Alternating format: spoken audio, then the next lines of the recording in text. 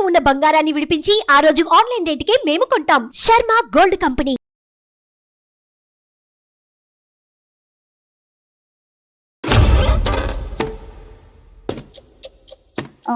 డిన్నర్కి వెళ్దాము, మా బాస్ మళ్ళీ పిలుస్తున్నారు, డిన్నర్కి వెళ్ళాల్సి వస్తుంది, మనము పండగ అయిపోయింది కదా, మనం వెళ్దాము అన్నట్టుగా అన్నారు.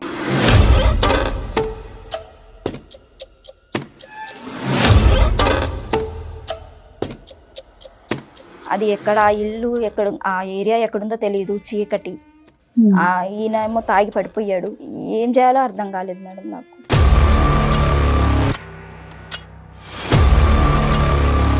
ఏం జరిగిందమ్మా?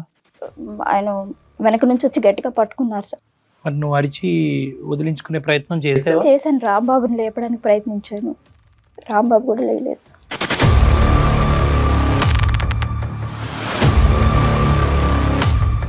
ఏమన్నాడమ్మా బాస్? ఏమన్నాడు? రాంబాబు నమ్మాలా లేకపోతే ఇది ఇది ఇది రాంబాబు ఎందుకు లేస్తాడు? రాంబాబే తీసుకొచ్చాడు నిన్ను నా దగ్గరికి.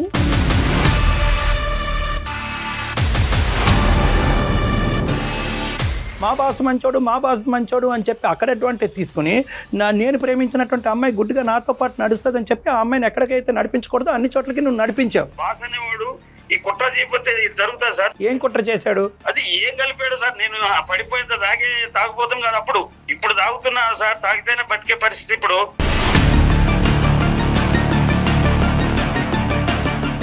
నా జీవితం ఏముంది ఇక్కడ? నా జీవితం ఏముంచావు నువ్వు ఇక్కడ? ఏముంచావు నా జీవితం ఇక్కడ? బాగానే చూసుకున్నాడుగా, నా ఉద్యోగం పీకి నీకు ఇచ్చాడు, జీతం పెంచాడు, బెల్లం కంటే ఎక్కువ చూసుకున్నాడు. ఏం నీకు తెలియాలి అది.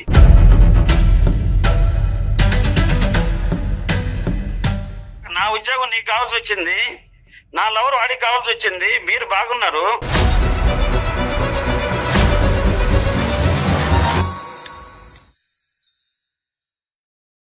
జీవితం కార్యక్రమానికి స్వాగతం.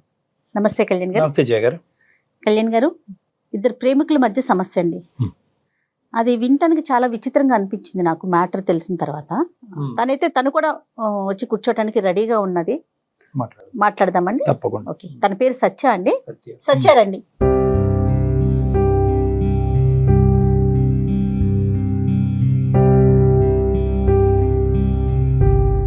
నమస్తే అమ్మా. సత్య, చెప్పండి అమ్మా, మీ సమస్య ఏంటి? మేడం, నేను 1.5 year నుంచి నేను ఒకతన్ని లవ్ చేశాను. లాస్ట్ 1 year నుంచి. ఇప్పుడు మేమిద్దరం కలిసి ఉండటం లేదు. ఎందుకంటే తను నన్ను పెట్టే టార్చర్ భరించలేక నేను వదిలేశాను. అతను చాలా నన్ను ఘోరంగా. అసలు ఎట్లా మీ పరిచయం ఎట్లా అయింది? మా పరిచయం మేడం, మేము జాబ్ కోసం ఇక్కడికి వచ్చాము. తను కూడా జాబ్ పర్పస్ లోనే సెర్చింగ్ టైంలో ఇంటర్వ్యూ దగ్గరికి వెళ్ళినప్పుడు అట్లా పరిచయం అయ్యి చాలా మంచివాడు మేడం, బాగుండే. అప్పట్లో ఇంకా కనెక్ట్ అయిపోయాము. తర్వాత పెళ్లి చేసుకుందాము అనుకున్నాము. కొన్ని రోజులు అయిన తర్వాత పెద్దవాళ్ళని ఒప్పించి పెళ్లి చేసుకుందాము, సెటిల్ అయిన తర్వాత అనుకున్నాం. తను ఒక దగ్గర గుమస్తా అటెండర్ కి జాబ్ చేస్తుండే. ఓకే. అట్లా చేస్తున్నప్పుడు బాగానే ఉన్నాం మేడం. నేను సెర్చింగ్ లో ఉండే, తను జాబ్ చేస్తుండే. వాళ్ళ ఆఫీస్కి కూడా వెళ్ళి అప్పుడప్పుడు కలుస్తుండే తనని. ఎన్ని సంవత్సరాల పరిచయం అండి? మ్యామ్ 1.5 సంవత్సరమే. అంతే. అయిపోయిన తర్వాత తనతో కలిసినప్పుడు, ఆఫీస్కి వెళ్ళి బయట కలుస్తున్నప్పుడు వాళ్ళ ఆఫీసులు కూడా ఏమన్నా ఉన్నాయేమో అన్నట్టుగా కనుక్కున్నాను. కానీ అక్కడ ఏం లేవు, ఇప్పుడైతే ప్రస్తుతానికి ఏం లేవు అన్నట్టు తెలిసింది. కానీ వాళ్ళ బాస్ మాత్రం మేము లవర్స్ అని తెలుసు వాళ్ళకి. మేము వెళ్తూ వస్తూ ఉంటాను కదా, అలా బాస్ ఏమన్నాడంటే, మేము కలిసినప్పుడు చెప్పేవారు, మా బాస్ నిన్ను చాలా మెచ్చుకున్నాడు, నువ్వు చాలా బాగున్నావు అన్నట్టుగా చెప్పారు నాకు. అతను చెప్పినప్పుడు తను బాగా చూసుకుంటారంట తనని. ఓకే. తన అటెండర్ భోజనం పెట్టడము అవన్నీ చేస్తున్నప్పుడు బాగా చూసుకుంటున్నాడు, బాస్ బాగా చూసుకుంటున్నాడు. మీరు ఎప్పుడు చేసుకుంటారు పెళ్లి, బాగానే ఉన్నారు, అట్లా అని మాట్లాడుతూ అట్లా ఉండేవాడు. మన ఇద్దరిని కలిసి లంచ్ కి ఒకసారి రమ్మన్నారు అన్నట్టుగా చెప్పారు. నేనెందుకు అన్నట్టుగా అంటే, లేదు మనల్ని రమ్మన్నారు, ఒకసారి వెళ్దాము అన్నారు. సరే, అంత పెద్దవాడిని పిలుస్తున్నప్పుడు వెళ్ళకపోతే బాగుండదు అన్నట్టుగా వెళ్ళాము లంచ్ కి. హోటల్లోనా? కాదు సార్, ఆఫీస్ క్యాబిన్. అసలు ఏంటి మాట్లాడదాము పెద్ద దిక్కు అన్నట్టుగా అనుకున్నారు. వెళ్ళినప్పుడు లంచ్ చేసాము బానే. ఆ రోజు లంచ్ చేస్తుండగానే తనకు ఫోన్ వచ్చింది రాంబాబుకి. ఫోన్ వచ్చి బయటికి వెళ్ళారు, ఫోన్ మాట్లాడుకుంటూ బయటకు వెళ్ళారు. వస్తారనుకుని మేము లంచ్ తింటున్నాం. ఇంకా వస్తారు అని వెయిట్ చేశాను. 15 minutes అయింది, ఇంకా రాలేదు. ఫోన్ మాట్లాడుకుంటాను. వాళ్ళ అమ్మగారు చేశారో ఎవరు చేశారో తెలియదు. ఇంతలోపల ఈ బాస్ నా దగ్గరకు వచ్చి తను కూడా వచ్చి పెప్సీ తాగుతున్నట్టుగా తను నా పైన ఒలకబోసారు. పడితే డ్రెస్ మీద మొత్తం పడిపోయింది. ఓకే. నేను అంత దాకా ఆలోచించలేదు, పెద్ద ఆయన కదా, నేను ఇంకా దాన్ని ఇలా ఆయన తుడుస్తున్నాడు.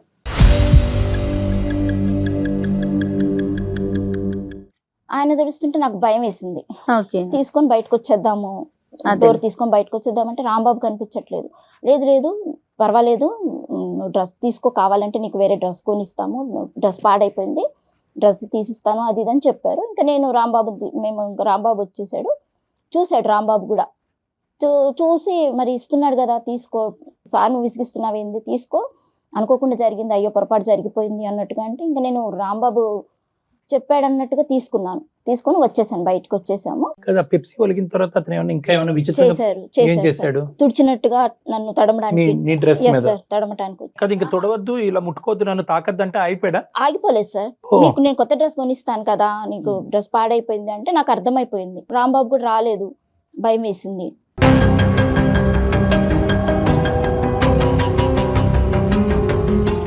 మళ్ళీ ఇంకొకసారి ఏమైందంటే అది జరిగిన తర్వాత ఒక 15 డేస్ తర్వాత మళ్ళీ డిన్నర్కి వెళ్దాము, మా బాస్ మళ్ళీ పిలుస్తున్నారు, డిన్నర్కి వెళ్ళాల్సి వస్తుంది, మనము పండగ అయిపోయింది కదా, మనం వెళ్దాము అన్నట్టుగా అన్నారు. అంటే మళ్ళీ నేను కొంచెం ఆలోచించాను, మళ్ళీ ఎందుకులే అంటే లేదు నేను ఉంటాను కదా, ఆ రోజు అంటే నాకు కాల్ వచ్చింది, నేను వెళ్ళాను, ఈ రోజు నేను పక్కనే ఉంటాను, నీకేం టెన్షన్ ఏం లేదు, మనం హ్యాపీగా ఉండొచ్చు, మంచిగా ఉంటుంది మనకు. అదే అక్కడ కూడా షెల్టర్, ఆయన మంచిగా ఆయనకి చేతి కింద మనం ఉంటే మనకి ఏదైనా మంచి జరగచ్చు అన్నట్టుగా నన్ను ఒప్పించారు కదా. అది రాంబాబు అటెండెంట్ అయితే కనుక నీ మీద అతనికి ఇంట్రెస్ట్ ఏంటో వాళ్ళ బాస్ అది ఎప్పుడు నీ రాంబాబుని అడగలేదా నువ్వు? అరే నువ్వు నేను బాయ్ ఫ్రెండ్స్, ఎప్పుడు మాట్లాడినా మీ పెళ్లి నేను దగ్గరుండి చేస్తాను, మీ పెళ్లి మీరు చూడటానికి బాగుంటారు, మీ లైఫ్ సెటిల్ అయిపోతుంది అట్లా చెప్తుంటే తను బాగా వింటున్నారేమో, నిజమే అవుతుండొచ్చేమో అన్నట్టుగా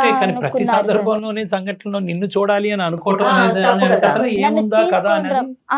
తీసుకొని అప్పటికి నేను రాంబాబు నమ్మాలా లేకపోతే ఆయన నమ్మాలా, ఈ రెండు విషయాలలో జరిగిన విషయాలలో కొంచెం కన్ఫ్యూజ్ గానే, కొంచెం భయంగానే ఉంది మేడం నాకు. వెళ్ళాను సార్. ఎక్కడికి? అది వాళ్ళ గెస్ట్ హౌస్ కి గెస్ట్ హౌస్ కి.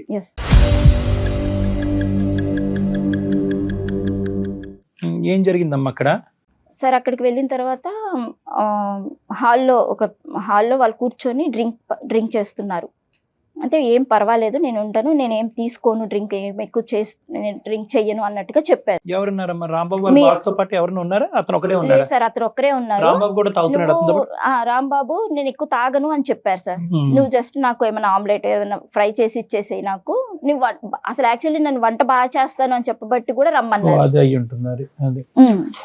వంట బాగా చేస్తావు అంటే ఫుడ్ ఏమన్నా ఉంటుంది కదా అన్నట్టుగా తీసుకొని రమ్మని చెప్పారు. సరే అన్నట్టుగా ఇంకా వెళ్ళాను. ఆమ్లెట్ తీసుకురా అని చెప్పారు. సరేనన్నా వెళ్ళి తీసుకొచ్చాను. ఆయన ముందు చెప్పలేక కొంచెం చూసుకో అనుకుంటూనే పక్కన కూర్చున్నాను కొంచెం దూరంలో.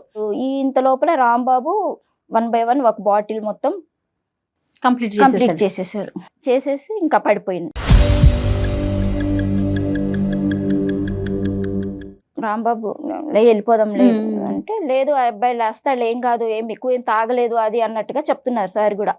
లేపి విసుకొచ్చి నేను కొంచెం పక్కకెళ్ళి నిలబడ్డాను. ఈయన వచ్చారు, సార్ వచ్చారు, మిస్బిహేవ్ చేయడం మొదలు పెట్టారు. అది ఎక్కడ ఇల్లు ఎక్కడ ఆ ఏరియా ఎక్కడుందో తెలియదు, చీకటి. ఈయన ఏమో తాగి పడిపోయాడు. ఏం చేయాలో అర్థం కాలేదు మేడం నాకు. ఏం జరిగిందమ్మా? ఆయన వెనక నుంచి వచ్చి గట్టిగా పట్టుకున్నారు సార్. మరి నువ్వు అరిచి వదిలించుకునే ప్రయత్నం చేశాను. రాంబాబుని లేపడానికి ప్రయత్నించాను, రాంబాబు కూడా లేదు సార్. ఏమన్నాడమ్మా బాస్? ఏమన్నాడు అంటే ఇది రాంబాబు ఎందుకు లేస్తాడు? రాంబాబే తీసుకొచ్చాడు నిన్ను నా దగ్గరికి.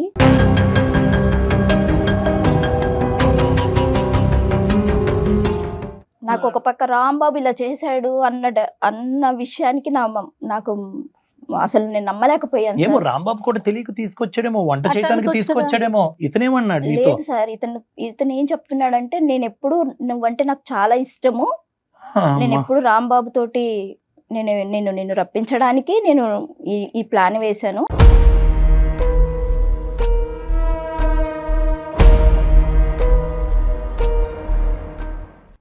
నీవంటే నాకు ఇష్టము, రాంబాబుకి తెలుసు, మొత్తం తెలుసు. ప్లాన్ అంటూ ఏమీ లేదు ఇక్కడ. రాంబాబుకి చెప్పాడు, రాంబాబుని నా దగ్గర తీసుకురమ్మన్నాడు కాబట్టి రాంబాబు ఒప్పుకుని నీ దగ్గర తీసుకొచ్చాడు. అంతే. గర్ల్ ఫ్రెండ్ ని తీసుకొచ్చాడు అతని దగ్గరికి. తీసుకొచ్చాడు. ఇది ఇప్పుడు ప్లాన్ కాదు, ఎప్పటి నుంచో ప్లాన్. వాళ్ళు ఎప్పటి నుంచో ప్లాన్. బహుశా ఆఫీస్ రూమ్ లోనే ఆ లంచ్ టైం అప్పుడే జరిగేది, అక్కడ మిస్ అయింది, ఇక్కడ కనెక్ట్ అయింది, అంతే కదా. నన్ను నమ్మించింది రాంబాబు సార్, నన్ను నమ్మించి తీసుకెళ్ళింది రాంబాబు. నేను నమ్మాను సార్ రాంబాబుని.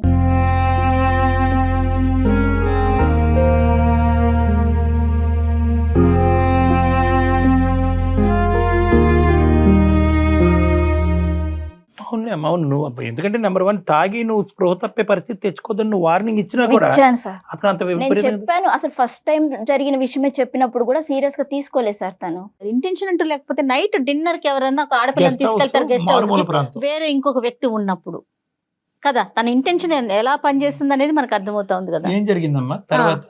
మరి తర్వాత నెక్స్ట్ డే మీరు రాంబాబుతో మాట్లాడారా, చెప్పారా ఇట్లా ఇట్లా జరిగింది నిన్న ఏంటి అని? నేను వెళ్ళిపోయాను మేడం ఇంటికి.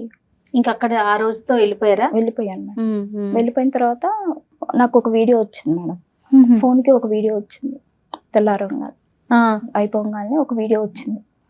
వీడియోలో మొత్తం అక్కడ జరిగిందంతా నాకు వీడియో వచ్చింది మేడం.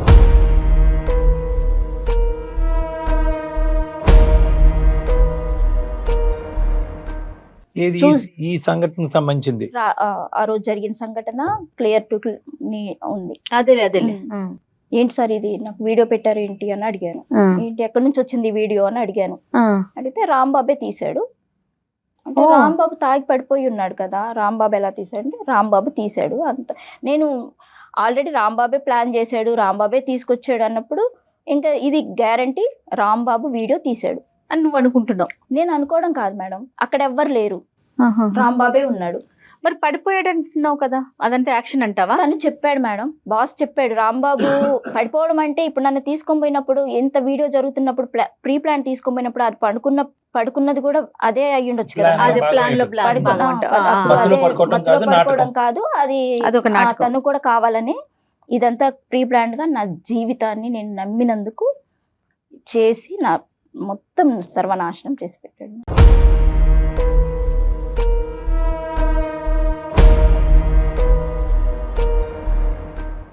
ఇప్పుడు ఆ వీడియో పంపించేయమంటాడు అతను.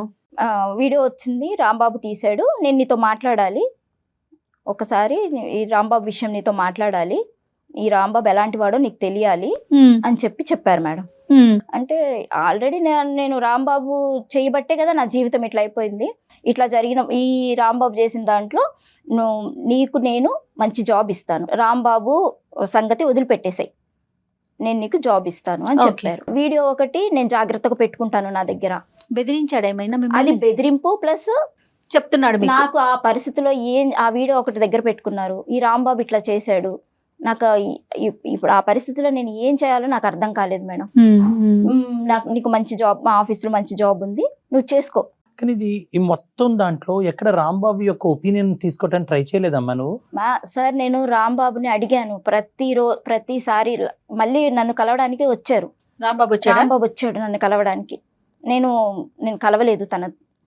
నన్ను కాల్ చేశాడు, బ్లాక్ చేసేసాను. అది వినాలి కదమ్మా, అసలు అతను ఒపీనియన్ ఎందుకు ఇంత దారుణానికి ఒడిగట్టాడు? ఇప్పుడు ఇతను దారుణమా లేదంటే అతను డైరెక్ట్ చేయడం వల్ల ఇతను ఆడిందా? హింట్ ఇచ్చిన తర్వాత మళ్ళీ నన్ను తీసుకెళ్ళాడు.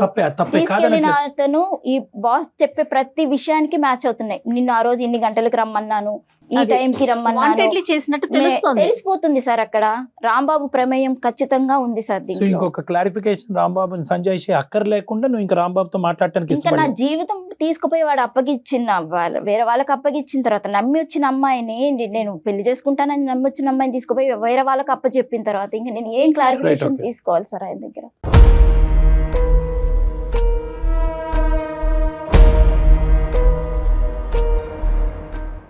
ఇతను ఎవరు? ఇప్పుడు ఏంటి ఇతని ఉద్దేశం ఏంటి? నీకెందుకు ఉద్యోగం ఇస్తున్నాడు? పెళ్లి చేసుకుంటాను అంటున్నాడా? మరి అతనికి పెళ్ళైంది, పిల్లలు ఉన్నారు అనుకుంటున్నాను మ్యామ్. నాకైతే ఎప్పుడు నేనేం అడగలేదు. కాకపోతే నాకు కావాల్సింది ఏంటి, అప్పుడు వెంటనే నేను జాబ్ ఇచ్చేయండి అని వెళ్ళలేదు. వెంటనే నాకు జాబ్ వస్తుంది. నేను ఎక్కడ చూసినా ఎక్కడ ఏ జాబ్కి వెళ్ళినా నేను అంతా ఏం చదువుకోలేదు మేడం. ఇంటర్మీడియట్ కూడా సరిగ్గా లేదు. ఎక్కడ పోయినా ఆ 10,000 5,000 వాటితోటే వస్తున్నాయి. ఆ రోజు కూడా డ్రెస్సులు కానీ అప్పటికప్పుడే 5,000 ఇచ్చాడు. ఓకే. మీకు పెళ్లి చేస్తాను, మీకు 50,000 ఇస్తాను, నేను దగ్గరుండి చేస్తాను అని చెప్పారు. మంచిగా అతను బాగా సెటిల్డ్ పర్సన్. అతని దగ్గర కేవలం డబ్బు కోసం అని కూడా కాదు, నా పరిస్థితులు బాగాలేవు, నా రాంబాబు మీద కోపం, ఆ పరిస్థితిలో ఈ రాంబాబు మీద కక్షతోటి కోపంతో నేను అసలు తీసుకొని పెట్టాడు అన్న ఉద్దేశంతో నెల రోజులు నేను డిప్రెషన్లోకి వెళ్ళిపోయాను మేడం. తర్వాత తనే వచ్చి నన్ను తీసుకొని పోయి, ఎవరు బాస్ ఇచ్చారు, తీసుకొని వెళ్ళి నాకు మళ్ళీ నన్ను ఆఫీస్లో కూర్చోబెట్టి ఈ పని చేసుకో, ఇట్లా ఉండండి. మంచి శాలరీ ఇచ్చారా మీకు? ఇచ్చారు మేడం, 30,000 దాకా ఇచ్చారు. చేస్తున్నాను నేను ఇప్పటికి కూడా అక్కడే చేస్తున్నాను. స్టిల్ ఇప్పుడు అక్కడే వర్క్ చేస్తున్నారా? చేస్తున్నాను మ్యామ్. ఓకే. నేను అదే చెప్తున్నాను కదా మ్యామ్, ఇంకా నా జీవితాన్ని నేను చూసుకున్నాను, అయిపోయింది. మళ్ళీ ఆ రాంబాబు మళ్ళీ నెల తర్వాత వచ్చి మళ్ళీ ఆ డబ్బులు ఇవ్వు. ఇప్పుడు నేను అక్కడ తెలిసిపోయింది కదా నేను ఎక్కడ పని చేసేది, అక్కడే రాంబాబుని అప్పుడే తీసేశాడు పనిలో నుంచి.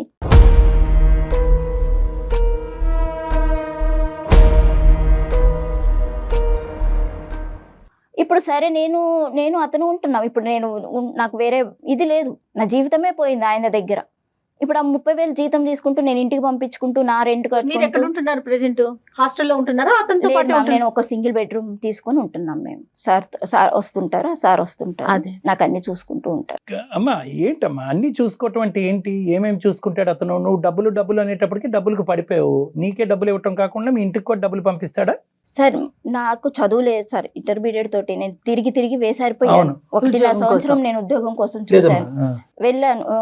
మా ఇంటి వాళ్ళకి ఏంటంటే మా నాన్నగారికి పారాలసిస్ స్ట్రోక్ వచ్చి ఇంట్లోనే ఉంటున్నారు, అక్కడ పరిస్థితులు ఏం బాగలేవు. నేను కంపల్సరీ ఏదన్నా జాబ్ చేసి పంపిస్తానన్న నమ్మకంతో ఇక్కడికి వచ్చాను.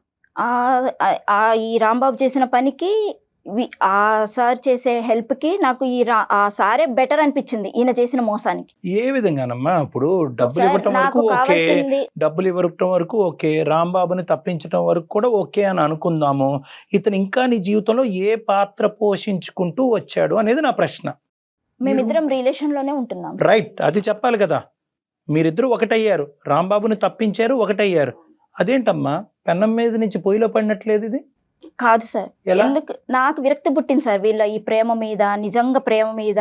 ఇదంతా ఈ రాంబాబు కంటే ఈయన నన్ను చూసుకుంటున్నాడు కదా అన్నట్టుగా నేను ఇక్కడ ఈయనతోటే రిలేషన్. ఇప్పుడు నీ సుఖం గురించి, నీ డబ్బుల గురించి, నీ అవసరాల గురించి, నా కడుపు గురించి వచ్చి అక్కడ ప్రాధాయపడేటప్పటికి అతను నాకు కావాల్సినటువంటి జీవితాన్ని వద్దన్న ఎక్కువ జీతాన్ని ఇచ్చేసి నన్ను చూసుకుంటున్నాడు అనేది నీ స్వార్థము. రాంబాబుని తీసి పక్కన పెడదాము, ఎందుకంటే రాంబాబు స్వార్థానికి అక్కడ వేరే ఒక ఆడదుందిగా, ఒక స్త్రీ భార్య ఉందిగా. వాళ్ళ భార్య పిల్లలకి ఏం లోటు లోటు చేయడమ్మా చాలు, ఇది లోటు చాలు. మీది సీక్రెట్ గా నడిపించేటటువంటి అంశం.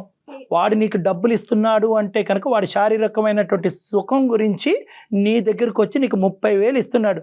నువ్వు ఉద్యోగం చేయకపోయినా కూడా 30,000 ఇస్తాడు. నువ్వు 3 లక్షలు అడిగితే 3 లక్షలు ఇస్తాడు. ఎందుకు? వాడికి సుఖం కావాలి. నువ్వేంటమ్మా ఆవల్లో చిక్కుపోతే? రాంబాబు దొంగోడు కాబట్టి ఇంకో దొంగోడి దగ్గర ఉంటానన్నట్టుంది. ఆ రాంబాబు మళ్ళీ లైఫ్ లోకి వచ్చి మళ్ళీ డబ్బులు అడుగుతున్నాడు సార్. మళ్ళీ నువ్వు వీడితో ఉంటున్నావే అన్న ఇది కూడా లేదు, ఇష్యూ లేదు. నువ్వు అసలు first of all Rambabu phone కలిపి చెప్తాను, మాట్లాడదాం వాడితో. వాడు ఫోన్ చేయి.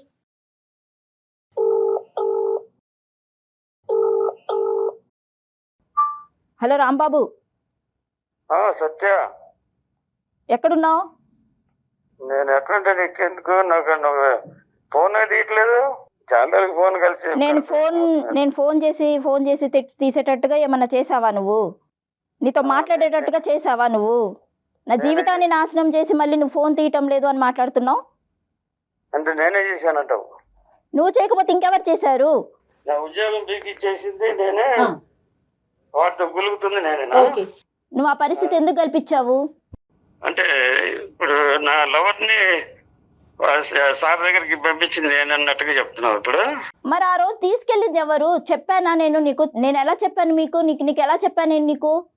నువ్వు నాకేమి చెప్పలా, నేను చూసా కదా నువ్వు ఏం చేస్తున్నావు నాకు అనిపించిందిగా. నేను నా కళ్ళారా చూసినాక నేను మీరేం చేస్తున్నారు, మీరు ప్లాన్ ఏందో నాకు అప్పుడే అర్థం. ప్లాన్ చేసింది ఎవరు? ఆఫీస్కి తీసుకెళ్ళింది ఎవరు? బాస్ నీ గురించి చెప్పింది ఎవరు? ఫోన్ వచ్చిందని మాట్లాడుకుంటూ వెళ్ళింది ఎవరు? గెస్ట్ హౌస్కి తీసుకెళ్ళింది ఎవరు? భోజనం చేపించింది ఎవరు? తాగి పడిపోయింది ఎవరు? నా జీవితం మొత్తం ఇది చేసింది ఎవరు? ఇప్పటికీ చెప్తున్నావు నువ్వు నా వీడియో ఉంది అని. ఒక్కసారి ఆలోచించు.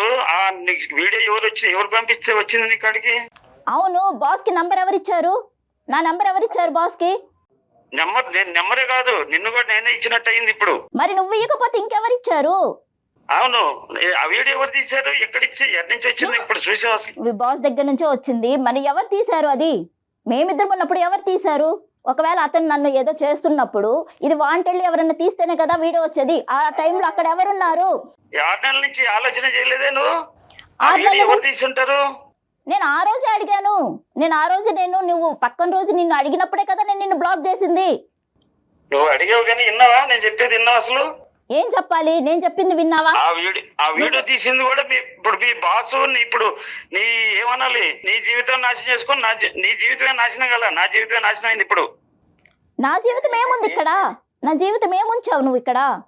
ఏముంచావు నా జీవితం ఇక్కడ? బాగానే చూసుకుంటున్నాడుగా. నా ఉద్యోగం పీకి నీకు ఇచ్చాడు, జీతం పెంచాడు, పిల్లం కంటే ఎక్కువ చూసుకుంటున్నాడు. ఏం నీకు తెలియాలి అది.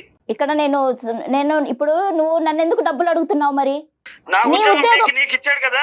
నువ్వు నన్ను డబ్బులు అడగాల్సిన అవసరమే లేదు. నేను ఎవరైనా అడుగుతున్నావు నువ్వు? నేను వేరే వశం అయిపోయాను, వేరే ఇదైపోయాను అన్నావు కదా. నువ్వు ఏ ఉద్దేశంతో మరి నీ తాగడానికి నాకు డబ్బులు, రాత్రులు వేధించడం, ఫోన్లు చేయడం, వేరే నంబర్ల నుంచి చేయడం, వీడియోలు చూపిస్తాను అనడం చేశారు. రోడ్డుకు పడేశారు కదా ఇద్దరు కలిసి.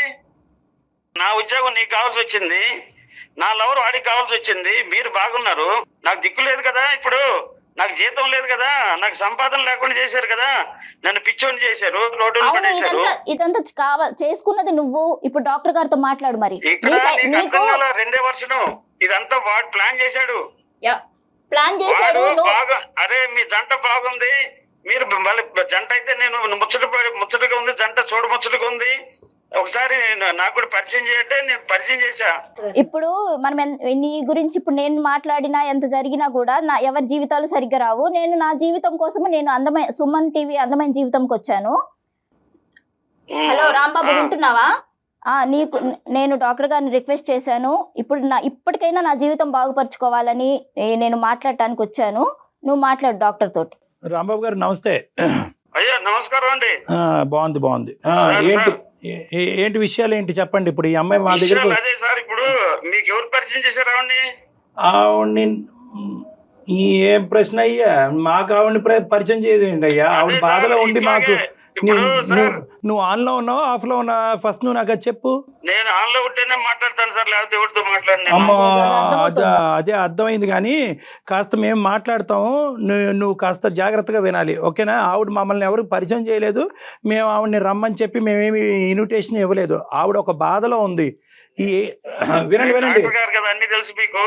రాంబాబు గారు ఒక్క నిమిషం, నేను చెప్పేది విన్న తర్వాత మీరు మాట్లాడండి. ఒక్క నిమిషం చెప్పండి సార్, చెప్పండి. సో ఆ అమ్మాయి ఒక బాధతో మా దగ్గరికి వచ్చింది. ఏంటి ఆ బాధ అంటే కనుక, ఇలా నేను రాంబాబు అనేటటువంటి వ్యక్తి 1.5 సంవత్సరాల పాటు ప్రేమించుకున్న తర్వాత అతను బలవంతంగా నాకు తన బాస్కి పరిచయం చేశాడు.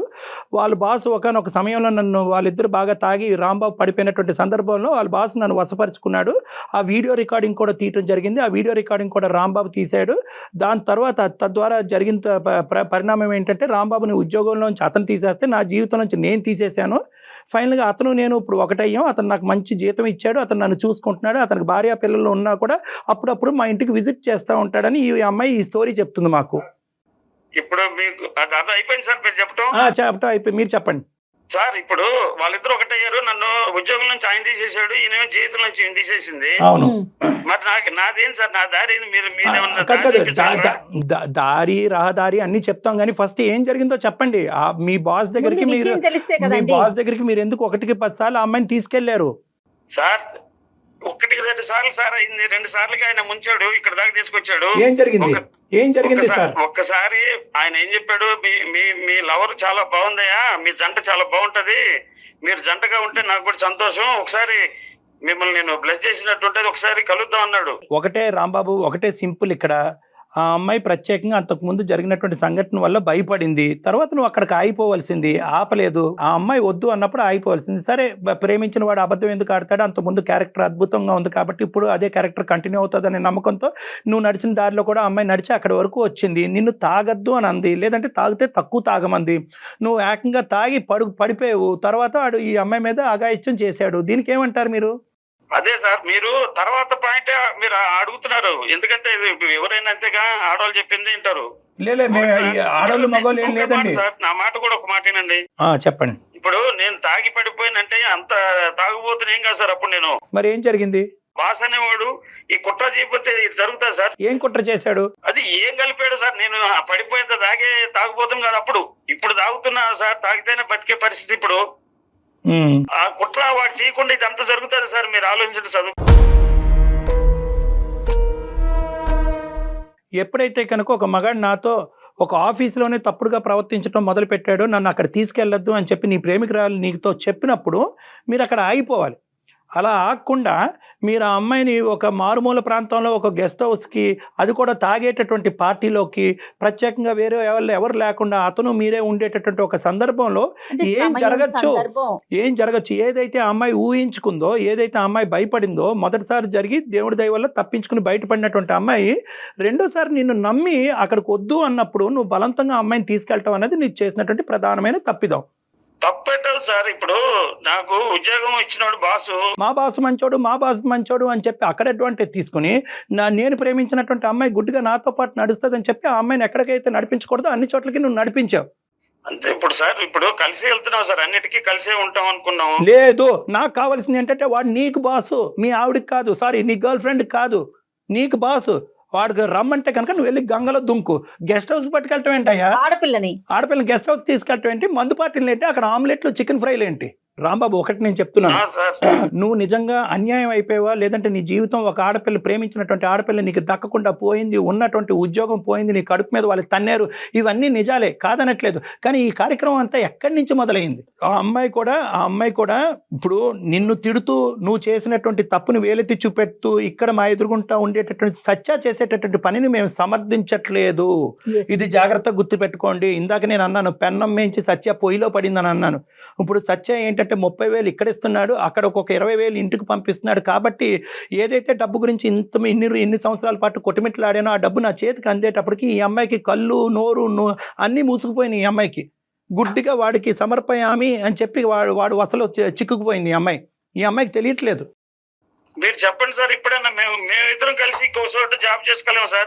బంత్ అనేది నీ కోర్టులోని లేదు, నీ ఎక్స్ బాస్ కోర్టులో కూడా లేదు. మీ ఇద్దరికి ఒకరికి మించినటువంటి వాళ్ళు దొంగలే మీరిద్దరు. ఆ అమ్మాయి బంత్ అనేది ఆ అమ్మాయి కోర్టులో ఉంది. ఆ అమ్మాయి ఎటువంటి నిర్ణయం తీసుకోవాలంటే ఆ నిర్ణయం తీసుకుంటుంది. ఆ నిర్ణయాన్ని మీరు శిరసా వహించండి. ఆ అమ్మాయిని హెరాస్ చేయకండి దయచేసి. నువ్వు కానీ వాడు కానీ వాళ్ళు తాట తీస్తాం. ఆ వీడియోలు ఏవైతే ఉన్నాయో ఆ వీడియోలు ఇమీడియట్గా డిలీట్ చేయండి. డిలీట్ చేయకపోతే మేమే ఇప్పుడు ఈ క్షణంలో సైబర్ క్రైమ్కి వెళ్ళి మిమ్మల్ని ఇద్దరిని అప్ చెప్తాం. ఆ అమ్మాయి మీరు అర్థం చేసుకోవట్లేదు సార్. మీరు నా వైపు నుంచి అర్థం చేసుకోండి సార్. నీ వైపు బాగానే అర్థమైందిలే, కానీ ఇప్పుడు ఆ అమ్మాయి ఏం చెప్తుందో ఒక నిమిషం విను. గుడ్ బై చెప్పమ్మా. ఇంకా ఎవరి జీవితాలు నాశనం చేయొద్దు. తాగి నీ జీవితం నాశనం అయిపోతుంది, నా జీవితం పోయింది. ఇంకా నేనైతే నీతో కలిసేదంటూ ఉండదు, నేను నీతోటి మాట్లాడేదంటూ ఉండదు. నేను నా వీడియోస్ ఎప్పుడైతే డిలీట్ అయిన మరుక్షణం నేను ఇక్కడ ఈ ఊర్లోనే ఉండను, నేను మా ఇంటికి వెళ్ళిపోతాను. కథ అల్లుతూనే ఉంటాడు. కట్ చేయమ్మా, చాలే బాబు, దండం పెడతా నీకు, నువ్వు మందులో ములుగున్నావు. అమ్మ లాస్ట్లో నేను నీతో మాట్లాడవలసినటువంటి అవసరం లేకుండానే అతనితో మాట్లాడినటువంటి తరంలోనే నువ్వు ఒక మంచి నిర్ణయానికి వచ్చావు. మేము నిన్ను అప్రిషియేట్ చేస్తున్నాం. బహుశా ఇదే చాలా మందికి వినవలసినటువంటి, నేర్చుకోవాల్సినటువంటి ఒక పాఠం. ఆడపిల్లలు గుడ్డిగా ప్రేమ అనే మత్తులో మునిగిపోయి చెప్పినటువంటి వాడు దారిలో కొట్టుకుపోయి మోసపోయి ఏది చెప్తే అది తలాడించి ఇప్పటికైనా నువ్వు బయటపడ్డావు. నీ కష్టాన్ని నమ్ముకుంటే ఎక్కడన్నా బతకగలవమ్మా. ఆ 4 రూపాయలు ఎక్కడన్నా వస్తాయి జీవితంలో. ఇలా అసహ్యంగా సంపాదించవలసినటువంటి అవసరం లేదు. ఇప్పుడు మాకు అర్థమైంది వాస్తవానికి ఆ బ్లాక్ మెయిలింగ్ అనేటటువంటి ఉచ్చులో పడి నువ్వు ఇంత దానికి ఇది జారిపోయావు అనేది మాకు అర్థం అవుతుంది. ఆ డిలీట్ జరుగుతాయి. అతనితో కూడా మాట్లాడి అతను చెప్పి కూడా డిలీట్ చేపిస్తాం. రైట్, ధైర్యంగా ఉండు. డాక్టర్ గారు చెప్పినట్లు అతనితో మాట్లాడదు. రైట్, నమస్తే.